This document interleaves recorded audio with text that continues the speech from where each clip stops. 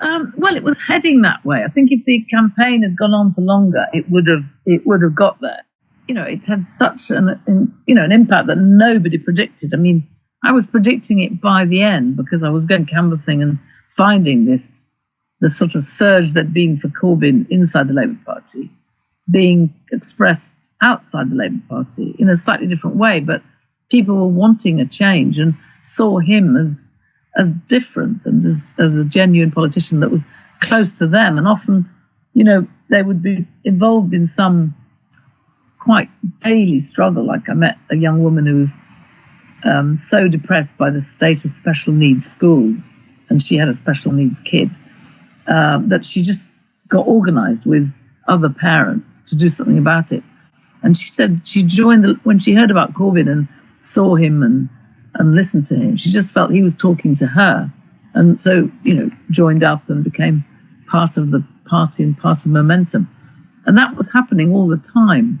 And so I think it was time. And, they did have huge opposition. I mean, also, in a way, the party was not wholly behind Corbyn. It couldn't believe that Corbyn could do well. So it was like Corbyn was moving ahead, but the party was sort of, moving in a different direction or not understanding the potential. So it was inevitably it was a tremendous campaign, but, you did always feel the pull of the apparatus was in another direction. So in Hackney, we got emails to go and help an MP who was felt to be marginal, who wasn't actually supporting Corbyn, in Westminster. She was already an MP. But we were saying, no, we can actually get a Tory. We can bag a Tory seat. So we all went off to Battersea. Other people went off to Kensington. And, look what happened. Both seats, swung to Labour.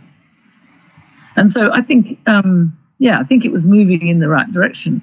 And I think now, there's a period when you could say Corbyn was like a prime minister in waiting, but May and the Tory party have clung on. And there's, the Tory party is like a limpet when it comes to power. It just clings on. So, there was no way that she actually was going to give up. I'm not a great follower of sort of daily politics, so I can't predict what's going to happen. I mean, the Tories are clearly very divided, particularly over Brexit. So I don't know, and I'd have thought they'll want a new leader for the election because the sort of Maybot, as she's known, was so completely unable to connect with the people in the way that it almost showed Corbyn at his best. The contrast with the sort of stiff and scared Theresa May. But I don't think it's going to be easy. I think the Tories are going to really, bring out every possible way of attacking Corbyn. But I think they don't understand this wider movement. I mean, I don't think they'll be reading my book, but I don't think they understand that there is this deeper appeal that Corbyn has. I think they think they can just hit Corbyn, like the right-wing Labour MPs do too. They thought they could just demoralise him. And they didn't understand this deep support from which he gains great strength because he feels himself to be, not just accountable to, but be dependent on the members.